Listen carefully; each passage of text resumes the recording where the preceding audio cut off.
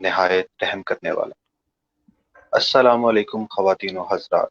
میں آپ کا میزبان عمر خالد آپ کی خدمت میں حاضر ہیں۔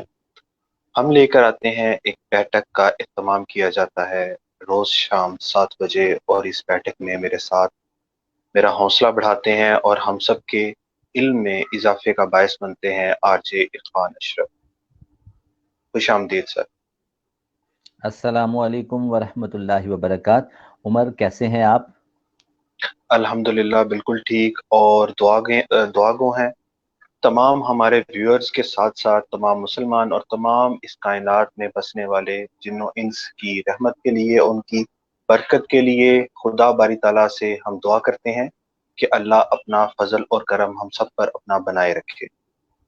عمر، ہمارے دروازوں پر نا ایک مانگنے والا آیا کرتا تھا، اب کافی دن ہو گئے اس کی آواز نہیں سنی۔ بڑی پیاری آواز لگاتا تھا، وہ کہتا تھا سب دا پلا تے سب دی خیر۔ اور میں بھی آج چونکہ حالات بڑے خراب ہیں، نازک ہیں، کرونا نے پوری دنیا کو اپنی لپیٹ میں لیا ہوا ہے، پورا اکنامک سٹرکچر جو ہے وہ کولیپس کرنے کو ہے، تو ہم بھی اللہ کی بارگاہ میں وہی دعا کرتے ہیں کہ سب دا پلا تے سب دی خیر۔ جی عمر۔ سر، ہم آج اپنی گفتگو کا آغاز کریں گے شاعر مشرق کے ذات سے، ان کے اوپر ان کی زندگی کے احوال کو جاننے کی کوشش کریں گے۔ آج ان کا یوم وصال ہے۔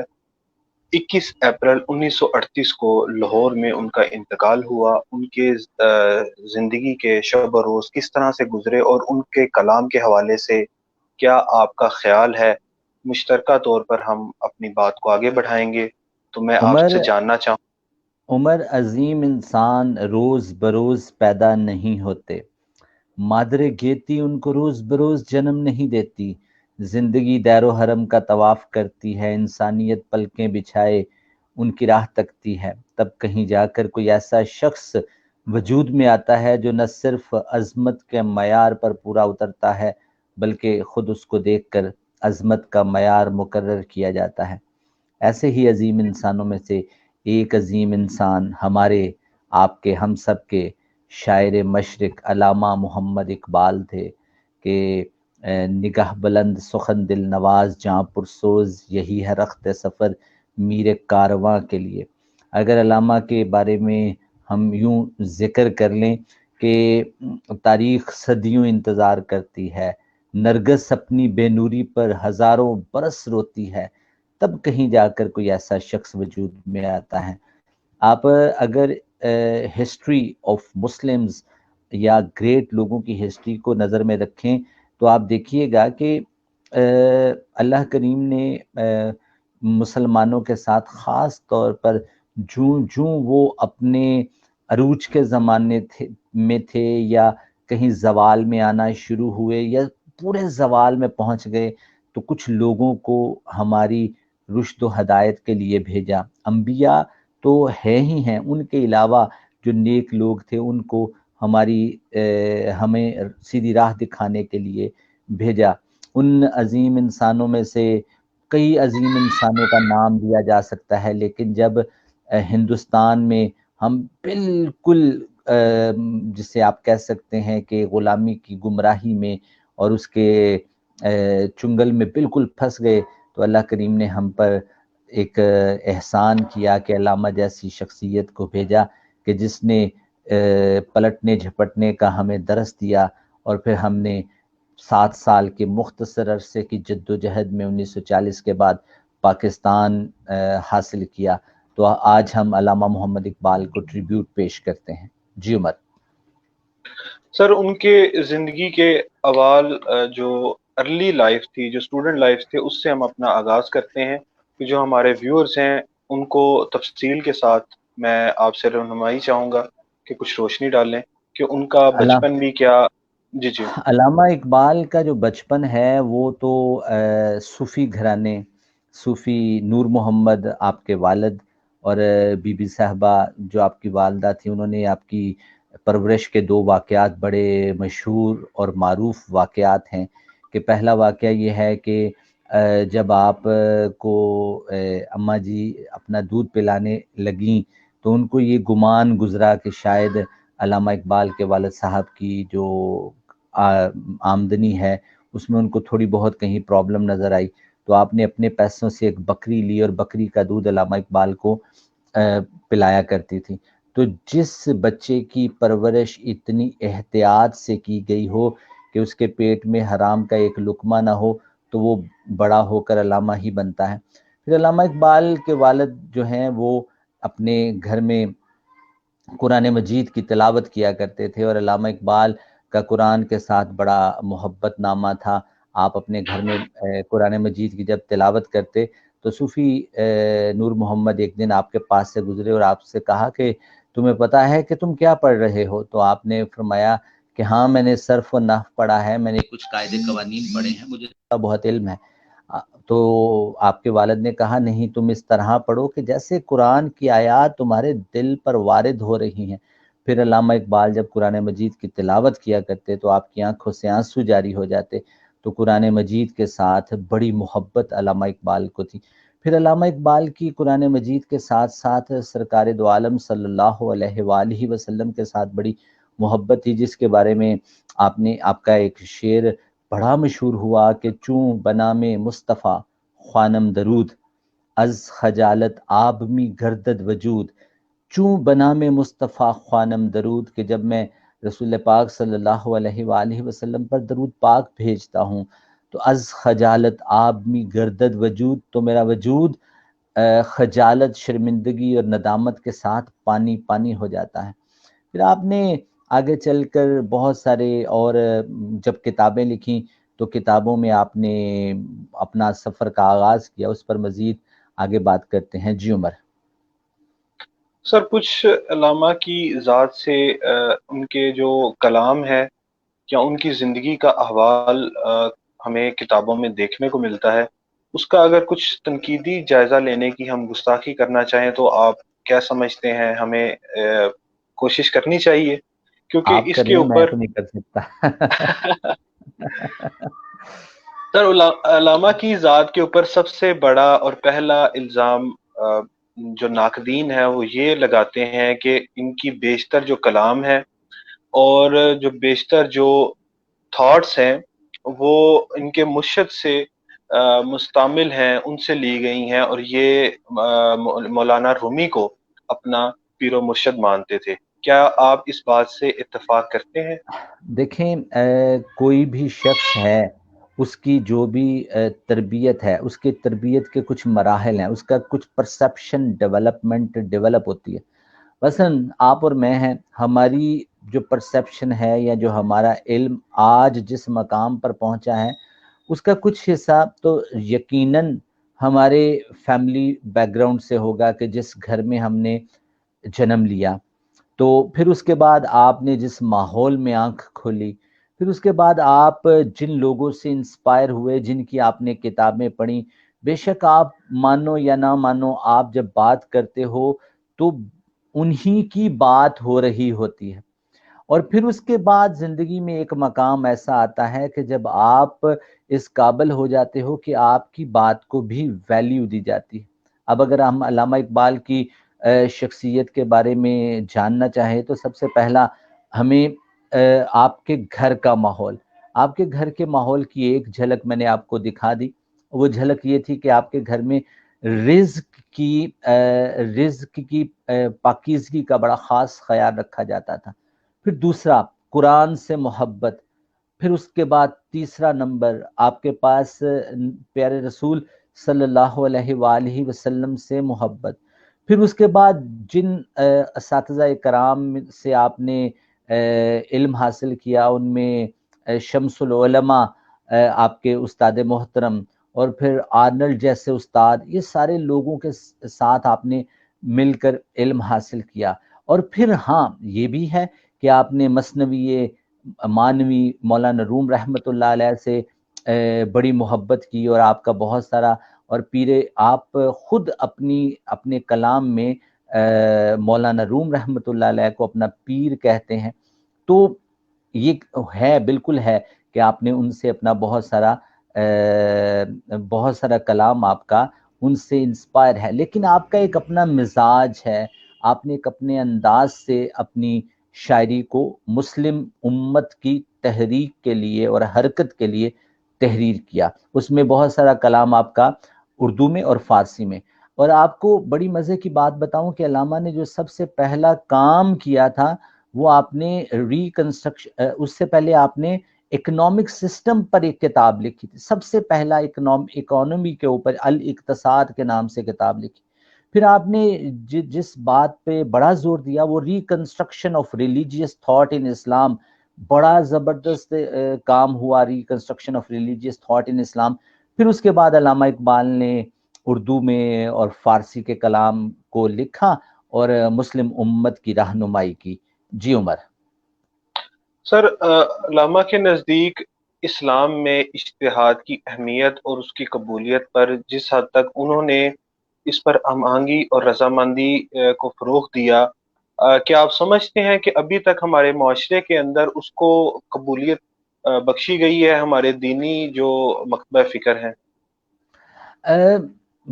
دیکھیں بہت ساری جگہوں پر ہم جب اپنی باتوں کو لے کر آتے ہیں تو اس میں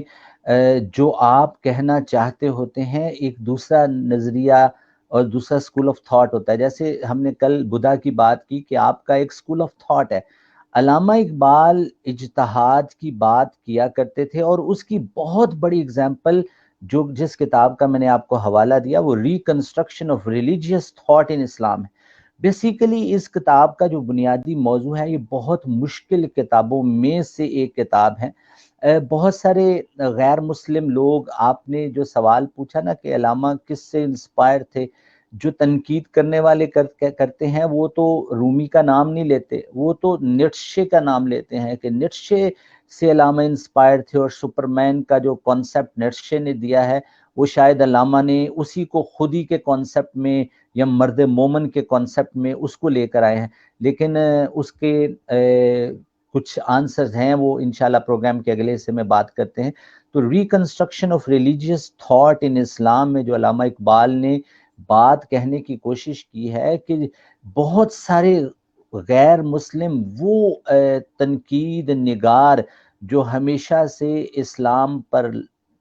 تنقید کرتے ہیں، لاجک کی بنیاد پر خدا کو جاننے اور پرکھنے کی کوشش کرتے ہیں. آج بھی ہمارا بہت سارا ایک مکتبہ فکر ایسا ہے، مسلم لوگوں میں بھی اور وہ غیر مسلم لوگوں میں بھی، جو اسلام کو لاجک کی بنیاد پر پرکھتے ہیں، وہ خدا ثابت کرنے کی کوششوں میں لگے ہوئے ہیں. تو اس کے بارے میں پھر علامہ نے reconstruction of religious thought in Islam دیا کہ جس میں آپ نے بیسیکلی اجتہاد ہی کو اپنا موضوع بنایا کہ آپ اگر اجتہاد کریں گے، اور پھر آپ نے کچھ قاعدے قوانین اس میں بتائے اور لوگوں کو یہ سمجھایا کہ اگر آپ اس طریقے سے چلیں گے تو پھر آپ کے لیے بڑی آسانی ہوگی. تو یہ reconstruction of religious thought in Islam ہے. اور اگر آپ علامہ کی کتابوں کے ناموں پہ غور کر لیں، بانگ درا، بانگ اذان کو کہتے ہیں، آواز کو کہتے ہیں، کال کو کہتے ہیں. اور جب ایک قافلہ کسی جگہ پہ رکتا ہے تو بہت سارے لوگ ادھر ادھر بکھر جاتے ہیں. تو بانگ درا ایک ایسی آواز ہے کہ علامہ نے وہ آواز دی ہے بانگ درا میں کہ ہم سارے لوگ ایک پڑاؤ میں تھے اور پڑاؤ میں رہ کر ہم کہیں بکھر گئے ہیں، اور جب بکھرے ہیں تو پھر ان کو آواز دی ہے کہ آؤ یہ راستہ صراط مستقیم کا راستہ ہے. پھر علامہ نے اس کے بارے میں بہت ساری باتیں کی کہ دیار عشق میں اپنا مقام پیدا کر، نیا زمانہ نئے صبح و شام پیدا کر. خدا اگر دل فطرت شناس دے تجھ کو، سکوت لالا و گل سے کلام پیدا کر. اور تیرا طریق امیری نہیں فقیری ہے، خودی نہ بیچ غریبی میں نام پیدا کر. تو اس طرح بہت ساری باتیں ہیں، تو انشاءاللہ اس پہ بھی ڈسکشن کرتے ہیں. جی عمر. سر، میں کوئی بھی اپنی رائے نہیں قائم کرنا چاہ رہا، صرف ایک طالب علم کی حیثیت سے کچھ سوالات جو مین اسٹریم میڈیا میں اکثر اگنور کر دیے جاتے ہیں یا جو ناقدین ہیں وہ ڈفرینٹ پلیٹ فارمز کے اوپر سوال اٹھاتے ہیں، تو میں آپ کے نالج سے اور آپ کی جو محبت ہے علامہ اقبال سے، اس سے فائدہ اٹھاتے ہوئے اپنے خیالات، اپنے جو ذہن میں چھپے ہوئے سوالات ہیں وہ آپ کے سامنے رکھ رہا ہوں. امید کرتا ہوں کہ آپ بالکل بھی اس کو مائنڈ نہیں کریں گے. نہیں، مجھے سمجھ آتا ہوگا وہ میں آپ کو ضرور بتاؤں گا. سر کچھ سیاسی زندگی کے حوالے سے ہم بات کر لیتے ہیں۔ ہمارا آج کا پروگرام جو روایتی پروگرام ہے ان سے ہٹ کر اس طرح سے ہے کہ ان پہلوؤں کو ہم اجاگر کرنا چاہ رہے ہیں جن کو کم و بیش ہی جن کا ذکر دیکھنے کو ملتا ہے۔ سر مشہور ان کا خطبہ الہ آباد جس میں کہا جاتا ہے کہ انہوں نے دو قومی نظریہ پہلی دفعہ ایک بڑے پلیٹ فارم کے اوپر پیش کیا، جبکہ آج ہمیں ڈفرینٹ جو مورخین ہیں، جو ہسٹورینز ہیں، جو ماضی کو پرکھتے ہیں، ان کی طرف سے یہ سننے کو ملتا ہے کہ ان کے خطبے میں کبھی بھی اس طرح کا ذکر نہیں تھا۔ اور سب سے بڑی جو دلیل کے طور پر میں آپ کے سامنے شخصیت پیش کرنا چاہوں گا، انہی کے صاحبزادے جاوید اقبال، وہ ببانگ دوہل اپنا کہتے رہے ہیں ڈفرینٹ پروگرامز میں کہ کبھی بھی علامہ نے اس طرح کی کوئی بات نہیں کی، نہ ہی کبھی کوئی ایسا تصور پیش کیا۔ تو آپ کی رائے جاننا چاہوں گا۔ اچھا، پہلا جو میں نے ابھی آپ کے سامنے دیار عشق میں اپنا مقام پیدا کر، یہ جو میں نے آپ کے سامنے کچھ اشعار پڑھے، یہ علامہ نے بیسیکلی جاوید اقبال صاحب کے لیے ہی کہے تھے۔ جب انہوں نے گراموفون مانگا تھا تو آپ نے کہا کہ دیار عشق میں اپنا مقام پیدا کر، نیا زمانہ نئے صبح و شام پیدا کر، خدا اگر دل فطرت شناس دے تجھ کو، سکوت لالا و گل سے کلام پیدا کر، اور تیرا طریق امیری نہیں فقیری ہے، خودی نہ بیچ غریبی میں نام پیدا کر۔ اچھا، دوسرا آپ نے جو سوال کیا وہ یہ ہے کہ دو قومی نظریہ، کسی نظریے کے ثابت ہونے کا سچ یا جھوٹ یہ اس وقت اس کے نتیجے سے پتہ چلتا ہے۔ میں پرانی واقعات پہ بحث کروں کہ اس وقت کیا تھا اور آج کیوں ہے، کیسے ہے، اگر اس پہ غور کریں تو اگر آج کے ہندوستان پر آپ ایک نظر دوڑا لیں، آج کشمیر کا 6 ماہ سے زیادہ کے لاک ڈاؤن کو دیکھ لیں، یا آج جو 371 جو جس پر ہندوستان نے آرٹیکل 371 پر جو کچھ ہوا، اور جس طرح سے ہندو اور مسلمان مل کر ایک حکومت کے خلاف وہاں پر کھڑے ہو کر آج ہندوستان میں کھڑے ہو کر دو قومی نظریے کی بات کر رہے ہیں، تو میرا خیال ہے کہ پرانی باتوں کو اگر میں نہ بھی ثابت کروں تو آج کا نتیجہ یہ ثابت کرنے کے لیے کافی ہے کہ دو قومی نظریہ جس کا آغاز یا جس کی بنیاد علامہ اقبال نے رکھی تھی، کہی تھی، وہ آج بھی ویسے ہی موجود ہے، اور وہ ہندوستان میں آج اس کے متعلق تو زیادہ بتانے کی بھی ضرورت نہیں، بے شمار جگہوں پر اس کے متعلق فیچرز، ڈاکومنٹریز، آرٹیکلز اور پتہ نہیں کیا کیا کچھ۔ اور ویسے بھی آپ کو ایک اور بات بتاؤں کہ دو قومی نظریے کی بنیاد اسی دن رکھی گئی تھی جب اللہ کریم نے پہلے انسان کو پیدا کیا، اور شیطان کو کہا کہ تم سجدہ کرو تو اس نے سجدہ کرنے سے انکار کر دیا، تو ایک قوم وہ بن گئی جو اللہ کے حکم کو ماننے والی ہوگی، اور ایک وہ قوم جو اللہ کے حکم کو نہ ماننے والی۔ یہی چلتے چلتے جب ہندوستان میں پہنچی تو ڈیفینیٹلی ہم لوگ بالکل ایک تھے، ہمارے رنگ ایک جیسے، ہماری عادات ایک جیسی، ہمارا آج بھی آپ اگر ہندوستان کے پنجاب میں چلے جاؤ، اور اگر نہیں تو آپ یہاں پر کرتارپور بارڈر پہ چلے جاؤ تو آپ کو وہاں پر ملنے والے لوگ بالکل آپ جیسے لگیں گے، لیکن وہ آپ جیسے اس وقت کیوں کٹے مرے، کیوں 10 لاکھ سے زیادہ لوگوں نے اپنی جانوں کا نذرانہ پیش کیا؟ کیونکہ وہ لوگ خدا کو، اللہ کو اس طرح نہیں مانتے تھے جس طرح ہم مانتے تھے، اور اس کے بارے میں ہم نے پاکستان حاصل کیوں کیا، یہ ایک بڑی لمبی بحث ہے۔ آپ اگر تقسیم بنگال دیکھ لو کہ بنگال کا وہ حصہ جو کلکتہ کہلاتا تھا، تو کلکتہ میں رہنے والے لوگوں کے پاس کس قسم کا کی سہولیات تھیں، اور اوپر جو بنگلہ دیش کہلاتا تھا وہاں پر لوگوں کے پاس کیا سہولیات تھیں۔ تو قومیں تقسیم اسی وجہ سے ہوتی ہیں جب آپ کے نظریات کو تسلیم نہیں کیا جاتا، آپ کی عبادات کو تسلیم نہیں کیا جاتا، یا آپ کی سیاست کو تسلیم نہیں کیا جاتا، تو یہ بنیادی وجہ بنی۔ تو علامہ اقبال کا دو قومی نظریہ میرے نزدیک اس وقت بھی ویلڈ تھا، اور آج اس سے زیادہ ویلڈ ہے جو 371 آرٹیکل इस बात का मुंह बोलता सबूत है। जी उमर। जी बिल्कुल ठीक है। सर एक इसी से रेलिवेंट क्वेश्चन मैं करना चाहूंगा कि जितनी भी बड़ी शख्सियात माजी में गुजरी हैं, उनकी जो आल औलाद थी वो क्यों उस तरह से अपने वारसी उनका नाम लेकर आगे नहीं चल सकी। मिसाल के तौर पर अबुल आला मदूदी साहब, वो एक बहुत बड़ा नाम जिन्होंने अपनी छाप छोड़ी। हल्का अहबाब के अलावा आलम इस्लाम के अंदर आज भी उनके कलाम को और उनके नजरियात को हक समझते हुए एक दलील के तौर पर पेश किया जाता है। उनकी जो वारसीन हैं, जो उनके बेटे हैं, उनके बारे में भी यही कहा जाता है कि वो भी अपने वालिद के नजरियात से उस तरह से मुत्तफिक नहीं थे। और इसी में मैं ऐड करना चाहूँगा डॉक्टर अल्लामा इकबाल के जो फर्जंद थे जावेद इकबाल, और इसी से रेलिवेंट बेशतर ऐसी शख्सियात हैं। तो इस बारे में आप क्या कहना चाहेंगे कि ऐसी शख्सियात जिन्होंने बहुत ज़माने में, जिनका नाम कई आने वाली सदियों तक ज़िंदा रहेगा, उनके जो वारिसीन थे, उनमें उसी तरह की एबिलिटीज़, उसी तरह की जो ख़ुसूसियात थी, वो हमें देखने को क्यों नहीं मिली? असल में उमर, हम आइडियलिज्म का शिकार लोग हैं। आप ज़रा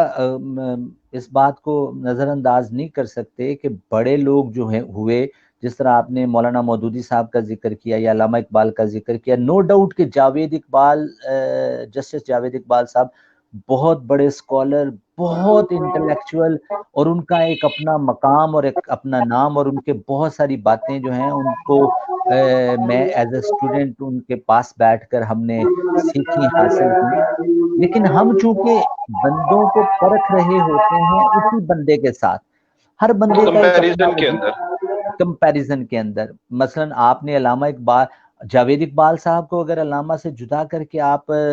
सुने पढ़े तो आप लगेगा कि यार ये तो बहुत कमाल। लेकिन हम चूंकि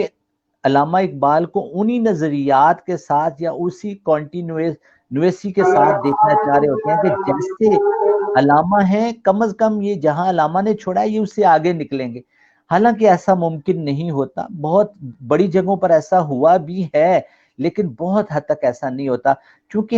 ये उनका कसूर नहीं है कि वो वहां तक नहीं पहुंचे। ये बेसिकली हमारी आइडियलिज्म सोच का नतीजा होता है कि हम हर शख्स को अपने अंदाज से परखना चाहते होते हैं। इसी तरह आपने अबुल अला मौदूदी साहब, इसी तरह अगर आप डॉक्टर इसरार साहब का जिक्र करें, उनके बेटे आकिफ, मौलाना आकिफ साहब का जिक्र करें, तो आप अगर उनको डॉक्टर इसरार साहब के साथ परखना चाहें, अभी फिलहाल मुमकिन नहीं है। हो सकता है कि बाद में किसी आने वाले ज़माने में आप ऐसा कर सकें। तो ये मेरा ख्याल है उन शख्सियात से ज़्यादा हमारी सोच का नतीजा होता है, क्योंकि हम बहुत सारी बातें अपनी सोच के नतायज के मुताबिक करना चाह रहे होते हैं, हम अपनी मर्जी के नतीजे निकालना चाह रहे होते हैं, इसलिए हम ये कहते हैं कि शायद इस तरह है या नहीं। और फिर उसके अलावा बाप बेटे के दौरान डिफरेंस ऑफ ओपिनियन हो सकता है, दो भाइयों के दरमियान डिफरेंस ऑफ ओपिनियन हो सकता है, आप उनके नजरियात से इख्तलाफ कर सकते हैं, और इसी को तो इज्तिहाद कहते हैं, जिसका आपने पहले जिक्र किया कि बाप और बेटे की सोच में डिफरेंस है, लेकिन फिर भी वो एक ही जगह पर बैठकर इल्म भी हासिल करते हैं और अपने इल्म को लोगों के साथ शेयर भी करते हैं। जी उमर। बहुत शुक्रिया सर। मेरा ख्याल है कि जो हमारे व्यूअर्स हैं, उनके जितने सवालात थे या जो अभी उनके ज़हनों अल्लामा में। इकबाल के बारे में, चूंकि आपने अल्लामा इकबाल के बारे में बात पूछी, अल्लामा इकबाल के बेशुमार कॉन्सेप्ट और बेशुमार मोहब्बत की बातें, जो उनका इश्क रसूल सल्लल्लाहु अलैहि वसल्लम है, कि जब भी प्यारे रसूल सल्लल्लाहु अलैहि वसल्लम का जिक्र आपके सामने आता तो आपकी आंखें छलक जाया करती थी। और फिर आपको आपकी बड़ी बहन ने कहा कि इकबाल चलो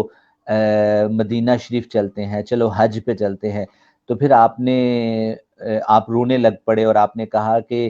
किसी के पास जब जाते हैं तो कोई तोहफा लेकर जाते हैं, मेरे पास तो देने को कुछ भी नहीं है। और फिर आपने अरमगान हिजाज का फारसी कलाम लिखा और उसमें 350 से ज्यादा फारसी अशार आपने उसको شاعری کی زبان میں سفر نامہ لکھا کہ آپ نے سفر کیا حجاز کا، اور اس میں ایک مقام پر آپ کہتے ہیں کہ وہ اس وقت جو حرمین شریفین تھے سعودی عرب کے فرما روا، ان کا نام عبدالعزیز تھا، تو اس شعر کا مفہوم یہ ہے کہ آپ روضہ رسول کے سامنے کھڑے ہیں، شرطا آپ کو پیچھے کرتا ہے، تو شاعری کی زبان میں آپ کہتے ہیں کہ میں یہاں پر کچھ اور تو نہیں کر رہا عبدالعزیز، میں تو در یار پر محبت سے پلکوں کے ساتھ دستک دے رہا۔ اور پھر واہ، علامہ اقبال کی وہ مشہور ربائی تو غنی از ہر دو عالم من فقیر، روز محشر عذر ہائے من پذیر، ور حسابم رات بینی ناگزیر، از نگاہ مصطفیٰ پنہا بغیر، کہ تو غنی ہے اے مولا، میں تیرا حقیر بندہ، اے مولا میرا ایک کام کرنا، میری ایک عرضی مان لینا، پیارے رسول صلی اللہ علیہ وآلہ، تم میرا قیامت کے روز حشر میں حساب نہ لینا، اور اگر حساب لینا ناگزیر ہو گیا از نگاہ مصطفیٰ پنہا بغیر، تو پیارے رسول صلی اللہ علیہ وآلہ وسلم کی نظر سے چھپا کر لینا، کیونکہ ان کے سامنے مجھ سے حساب نہیں دیا جائے گا۔ تو یہ محبت رسول کی انتہا تھی، اور ایک شعر کا مفہوم ہے، اس شعر کے کچھ الفاظ مجھے تھوڑے کنفیوز کرتے ہیں کہ گر دلم آئینہ بے جوہرست، گر بحرفم غیر قرآن مسترست، اس میں آپ نے کہا کہ اگر میری بات اللہ کے قرآن اور رسول پاک صلی اللہ علیہ وآلہ وسلم کے فرمان کے علاوہ ہوئی تو تم مجھے بوسہ پا رسول پاک صلی اللہ علیہ وآلہ وسلم نہ نصیب کرنا۔ اتنا بڑا دعویٰ علامہ اقبال نے کیا ہے محبت رسول میں، اور محبت رسول میں آپ کی آنکھیں بھیگ جایا کرتی تھیں اور آپ محبت میں سرشار تھے۔ جی عمر۔ سر آپ نے بڑی خوبصورتی کے ساتھ علامہ کی جو محبت اور عقیدت تھی اور اسلام سے وابستگی تھی اس کے اوپر روشنی ڈالی۔ دوسرے پہلوؤں کو بھی ہم لے کر آگے چلتے ہیں۔ قائد اعظم اور علامہ محمد اقبال کے درمیان جو ریلیشن تھا، اور جس ٹائم پر قائد اعظم کانگریس سے دل برداشتہ ہو کر واپس انگلستان چلے گئے تھے، اور جو ان کے درمیان خط و کتابت ہوئی تھی، اس حوالے سے میں جاننا چاہوں گا کہ کچھ روشنی ڈالیے گا۔ عمر، زیادہ میں قائد اعظم کی سیاسی زندگی کے بارے میں اتنا زیادہ نہیں جانتا، لیکن چونکہ میں ان کے خودی کے کانسیپٹ اور محبت رسول کے کانسیپٹ سے بڑا انسپائر ہوں، بہرحال میں اتنا ضرور ہوں کہ علامہ اقبال، میں نے کچھ کتابوں میں یہ پڑھا کہ علامہ اقبال نے قائد اعظم محمد علی جناح کے ساتھ اپنی محبت اور عقیدت کا اظہار کچھ اشاروں کی وجہ سے کیا تھا، اور وہ ایک اشارہ آپ نے کتابوں میں پڑھا ہوگا، اور وہ اشارہ یہ تھا کہ قائد اعظم محمد علی جناح جب انگلستان چلے گئے اور وہاں پر آپ کو خواب میں رسول پاک صلی اللہ علیہ وآلہ وسلم کا دیدار نصیب ہوا، کچھ لوگ کہتے ہیں خواب میں، اور کچھ عالم کشف میں جاگتی آنکھوں کے ساتھ آپ کو حکم ہوا، اور انگلش میں پیارے رسول صلی اللہ علیہ وآلہ وسلم نے قائد اعظم محمد علی جناح کو یہ کہا کہ آپ واپس جائیں اور جا کر ہندوستان کے مسلمانوں کے لیے ایک علیحدہ وطن کے لیے کوشش کریں اور آپ کامیاب ہوں گے۔ اور یہ اشارہ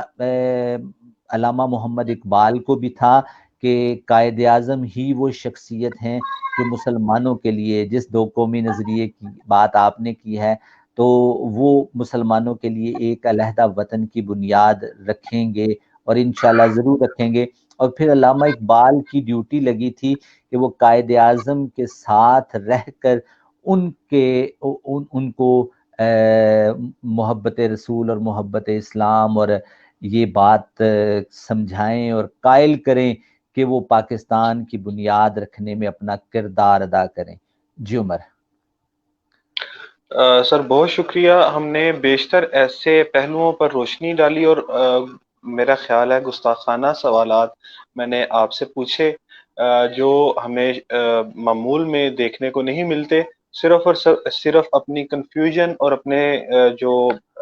کنفلکٹ تھا آئیڈیاز اور آپ تھاٹ میں۔ عمر پاکستان، سوری میں نے وہ، چونکہ آپ نے موضوع وہ چھیڑا ہے، اگر آپ پاکستان کو ذرا، پاکستان کی ترکیب یا پاکستان کی کیمسٹری پر غور کریں تو آپ کو معلوم پڑے گا کہ پاکستان کا کوڈ 92 ہے، 92 اور رسول پاک صلی اللہ علیہ وآلہ وسلم کے جو ہندسے ہیں، جس کو آپ ہندسوں کی زبان میں جس طرح 786 ہوتا ہے بسم اللہ، اسی طرح رسول پاک صلی اللہ علیہ وآلہ وسلم کے نام کے ہندسے جو ہیں وہ 92 ہیں۔ پاکستان کے جھنڈے کا رنگ سفید اور سبز ہے، گنبد خضرا کے ساتھ اس کی مماثلت ہے۔ ایک بات نے مجھے بڑا حیران کیا، اور وہ حیرانگی کی بات یہ تھی کہ جب دو ممالک آپس میں علیحدہ ہوتے ہیں، جدا ہوتے ہیں، ایک ملک کو تقسیم کیا جاتا ہے، تو جو ملک پہلے آزاد ہوتا ہے اس کو پہلے کوڈ ملتا ہے۔ رول آف دی ورلڈ ہے کہ جو ملک پہلے آزاد ہوتا ہے اس کو پہلے کوڈ ملتا ہے۔ آپ ذرا غور کرو، اور اس بات کی مجھے سمجھ نہیں آئی یہ کیوں تھا کہ پاکستان 14 اگست کو بنتا ہے اور پاکستان کو کوڈ 92 ملتا ہے، اور ہندوستان 15 اگست کو بنتا ہے اور ہندوستان کا کوڈ 91 ہے۔ یہ بات مجھے اس بات یہ معجزہ ہے، یہ ترکیب کیا ہے، یہ کیا مسئلہ ہے، مجھے اس کی بات کی ابھی تک سمجھ نہیں ہے۔ بہرحال اس طرح کی اور بہت ساری ان نیچرل باتیں ہیں، سپر نیچرل باتیں ہیں، جس کو ہم سمجھتے ہیں تو پتہ نہیں عجیب سی بات سمجھنے میں آتی ہے۔ تو ہمارے استاد محترم کہتے ہیں کہ پاکستان اللہ کے رازوں میں سے ایک راز ہے، جو اور اس کے بارے میں بڑے سارے صوفیہ کرام نے کہا۔ ہمارے پاس یہاں پر صوفی برکت صاحب ہیں، صوفی برکت صاحب نے کہا ان قریب وہ وقت آئے گا جب پاکستان کی ہاں اور نہ میں اقوام عالم کے فیصلے ہوا کریں گے۔ بابا جی اشفاق صاحب اس کے بارے میں فرمایا کرتے تھے کہ پاکستان صالح علیہ السلام کی اونٹنی ہے، معجزے سے بنی ہے اور ہمیشہ رہنے کے لیے بنی ہے۔ اور ہمارے استاد محترم واصف صاحب نے فرمایا پاکستان نور ہے اور نور کو زوال نہیں ہے۔ تو یہ جو لوگ ہوتے ہیں ان سے اللہ کریم نے کوئی نہ کوئی کام لینا ہوتا ہے، اور اللہ اپنے بندوں کو چن لیتا ہے اور ان سے کام لیتا ہے۔ آپ ایک اور سوال بھی کر سکتے ہیں کہ آپ ذرا غور کریں کہ قائد اعظم محمد علی جناح جن پر کفر کے فتوے تھے، علامہ اقبال ان پر کفر کے فتوے لگ گئے، شکوہ اور جواب شکوہ لکھتے ہوئے، اور اس وقت کے علماء کرام نے ان دونوں شخصیات پر کفر کے فتوے بھی لگائے، اور پھر پاکستان بنا بھی، اور اسی پاکستان میں رہتے ہوئے ماشاءاللہ سے ان علماء کرام کا بھی میں کہتا ہوں کہ اپنا اسکول آف تھاٹ، اپنا نظریہ اور ان کی اپنی سوچ تھی۔ وہ گریٹر پاکستان کی بات کرتے تھے، وہ سارے ہندوستان کی بات کرتے تھے، ان کا اپنا اسکول آف تھاٹ تھا، میں اس بات سے بھی اتفاق کرتا ہوں۔ لیکن پاکستان جب بن گیا تو آج ہر مسجد اور ہر ممبر سے علامہ اقبال کے اشعار گونجتے نظر آتے ہیں۔ ہمارا خطبہ اس وقت تک مکمل نہیں ہوتا جب تک ہماری مساجد سے علامہ اقبال کے اشعار نہ پڑھے جائیں۔ جی عمر سر، مزید کسی اور واقعے کی طرف اگر آپ نشاندہی کرنا چاہیں تو ہماری خوش قسمتی ہوگی، میں مزید طلبگار ہوں، تشنگی بس وہ باقی ہے۔ تشنگی بات، علامہ اقبال کے بارے میں جتنی باتیں کرتے جائیں تشنگی باقی رہتی ہے، کیونکہ دیکھیں علامہ اقبال، آپ مجھے پتہ نہیں یہاں پہ بات کرنی چاہیے کہ نہیں، غازی علم دین شہید رحمت اللہ علیہ جب آپ کو قبر میں علامہ محمد اقبال نے اتارا تھا اور محبت رسول سے آپ سرشار تھے، اور وہی محبت رسول ہے، اور اہل نظر کہتے ہیں کہ علامہ اقبال رسول پاک صلی اللہ علیہ وآلہ وسلم کے دربار کے دربانوں میں سے ایک ہیں۔ یہ علامہ اقبال کا مرتبہ ہے، کیونکہ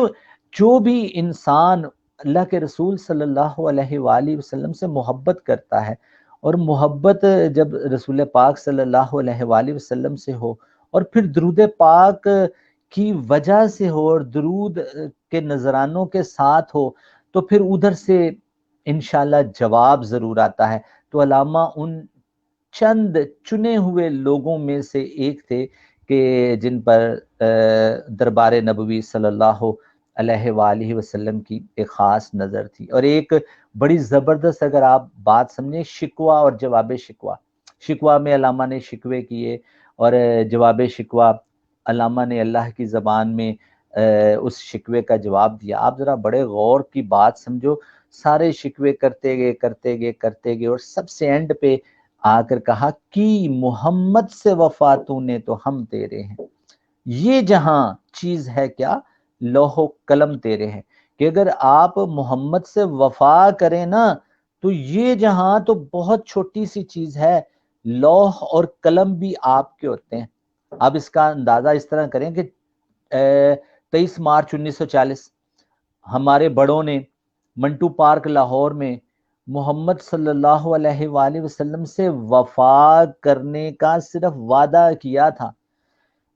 قرارداد پاکستان میں ہمارے بڑوں نے ایک وعدہ کیا کہ ہم ایک وطن بنائیں گے، اس وطن میں ہم ایک ایسا نظام لے کر آئیں گے جو اللہ اور اس کے رسول صلی اللہ علیہ وآلہ وسلم سے محبت کا نظام ہوگا، لا الہ الا اللہ اور محمد رسول اللہ صلی اللہ علیہ وآلہ وسلم کا نظام ہوگا۔ تو آپ ذرا غور کرو کہ جب ابھی وعدہ کیا، ابھی قرارداد آپ نے پیش کی، 7 سال کے مختصر عرصے میں آپ کو پاکستان مل گیا، اللہ نے لوح آپ کے ہاتھ میں تھما دی، تختی آپ کے ہاتھ میں تھما دی اور قلم آپ کے ہاتھ میں پکڑا دی اور کہا جاؤ اس پر جو دل کرتا ہے لکھ لو۔ پھر ہمارے بڑوں نے اس لوح پر، اس لوح پر، اس تختی پر اپنے قلم کے ذریعے لفظ پاکستان لکھا تھا کہ محمد سے وفا تُونے تو ہم تیرے ہیں، یہ جہاں چیز ہے کیا، لوح و قلم تیرے ہیں۔ تو محمد صلی اللہ علیہ وآلہ وسلم سے وفا جس نے بھی کی ہے، وہ انڈیویجول ہے، وہ ادارہ ہے، وہ ملک ہے، وہ گروپ ہے، اس کو بڑے بھاگ لگے ہیں۔ تو علامہ ان لوگوں میں ہیں کہ جن کو محبت رسول صلی اللہ علیہ وآلہ وسلم ملی، اور ان کے بدلے میں ہم جیسے لوگوں کو بھی مل جائے تو کیا ہی بات ہو۔ ہمارے استاد محترم واصف علی واصف صاحب فرماتے ہیں کہ علامہ اقبال کو سمجھنے کے لیے انسان کو علامہ اقبال پر بات کرنے کے لیے انسان کو کلندری کے مقام پر فائز ہونا پڑتا ہے، یا کم از کم رموز کلندری سے واقفیت ہونا لازمی ہے، تب وہ جا کر علامہ اقبال کو سمجھ سکتا ہے۔ ابھی ہمارے لوگ کہتے ہیں نا یار علامہ اقبال سمجھ نہیں آتے، وہ بھائی سمجھ کیسے آئیں گے؟ سمجھ اسی وقت آئیں گے نا جب آپ کا ظرف ہوگا۔ تو ظرف بڑھانے کے لیے، علامہ کو سمجھنے کے لیے محبت رسول کا دل میں آنا بہت ضروری ہے۔ جی عمر۔ سر بہت شکریہ، آج ہم نے کافی تفصیلاً گفتگو کی علامہ کی ذات کے حوالے سے، اور چھپے ہوئے پہلوؤں کو ہم نے زیر بحث لایا۔ ہمارا پروگرام کا وقت اختتام کی جانب رواں دواں ہے، اپنے معمول کی ڈسکشن کی جانب لوٹ کر آتے ہیں، اور جو اس وقت عالمی سطح پر تبدیلیاں رونما ہو رہی ہیں، جو اکنامک فیکٹرز تیزی کے ساتھ چینج ہو رہے ہیں، اس حوالے سے ہم کچھ اپنے ویورز کی رہنمائی کرنا چاہیں گے۔ تو میں آپ کی جانب سوال لے کر آتا ہوں کہ کچھ آگاہ کریں، کیا انفارمیشن ہے آپ کے پاس؟ انفارمیشن جو آپ نے موضوع چھیڑا اس کے بعد تو بس ہے، لیکن پھر بھی تھوڑا بہت چونکہ آپ نے کہا اور آپ ہی کی مدد سے میں تھوڑی بات کروں گا، پھر اس کے بعد آپ اس کو ٹیک اوور کر لیجئے گا کہ اس وقت پیٹرول پرائسز دنیا کا جو سب سے بڑا ہیش ٹیگ جسے کہتے ہیں وہ پیٹرول کی پرائس ہے۔ پیٹرول اس وقت دنیا میں امریکن اکانومی تقریباً کریش ہونے کے دھانے پر آ چکی ہے، سٹاک مارکیٹ اس وقت ہل چکی ہیں پوری دنیا کی، کہ انسانی تاریخ میں شاید یہ پہلی دفعہ ہوا ہے کہ پیٹرول پرائسز مائنس میں گئی ہیں۔ میں ایک جگہ پر پڑھ رہا تھا $5 فی بیرل، پھر ایک جگہ اور پڑھا $7 فی بیرل، اور رات وسیم بادامی کے پروگرام میں $35 فی بیرل تک کی خبریں ہیں کہ نیگیٹو پرائس سے یہ مراد ہوتی ہے کہ وہ کہتے ہیں کہ ایک بیرل پیٹرول ہم سے لے لیں اور ساتھ میں $35 بھی ہم سے لے لیں۔ تو اب اس کے دنیا کی اکانومی پر، امریکہ کی اکانومی پر کیا اثرات ہو سکتے ہیں؟ پہلا مسئلہ تو یہ ہو سکتا ہے کہ امریکہ نے یہی سوچا تھا کہ تھوڑے دن تک شاید یہ کام ختم ہو جائے گا، اور اس کے بعد انہوں نے پروڈکشن نہیں روکی، کنووں سے تیل نکلتا رہا، انہوں نے اپنے سارے ریزروائر کو فل کر لیا ہے، لیکن اب ان کے پاس مزید رکھنے کو، پیٹرول کو سیو کرنے کی جگہ نہیں ہے۔ ایک طریقہ تو یہ ہو سکتا تھا کہ اس پیٹرول جہاں سے نکلتا ہے اس کو لاک کیا جائے، اگر لاک کیا جاتا ہے تو پیٹرول واپس نیچے زمین پر چلا جائے گا، جس کو دوبارہ ڈرلنگ کے لیے بہت سارا انفراسٹرکچر اور بہت سارے کاسٹ کی ضرورت پڑے گی۔ تو امریکن اکانومی اس وقت کریش کے دھانے پر ہے، اور اسی طرح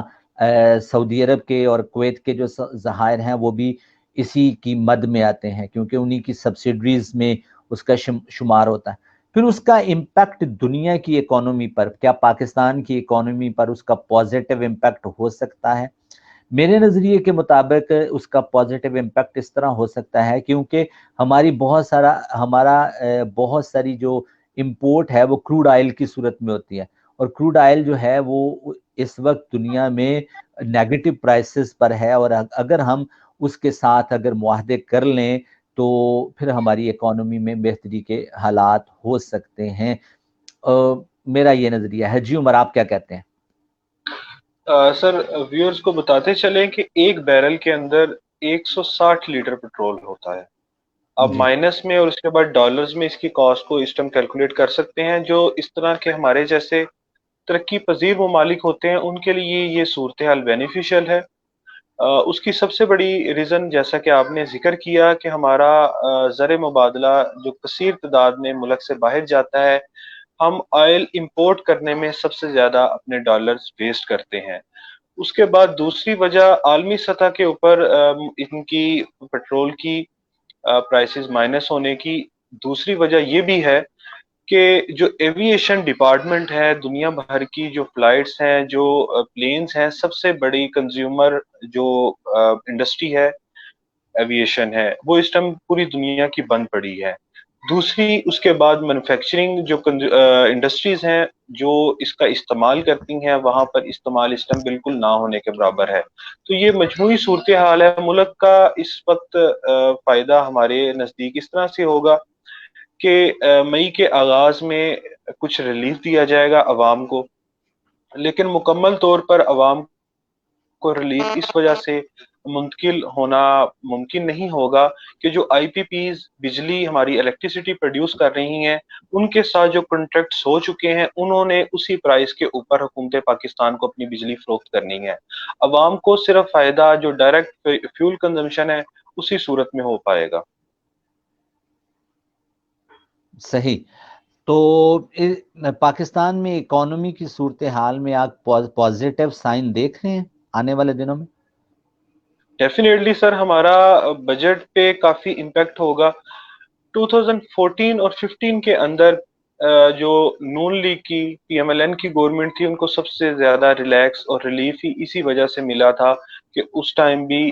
پیٹرول کی پرائسز کافی کم ہو گئی تھی، لیکن اس ٹائم پر $28 فی بیرل پرائس آئی تھی، لیکن اس ٹائم تو اس کا کمپیریزن ہی نہیں ہو سکتا۔ اور ہمیں فائدہ کس طرح سے ہوگا کہ آلریڈی آئی ایم ایف نے ہمیں ایک پیکیج دے دیا ہے۔ اس کے علاوہ جو ہم نے $28 ارب ہم نے واپس کرنے تھے سود کی صورت میں اور اپنی اقساط کی صورت میں۔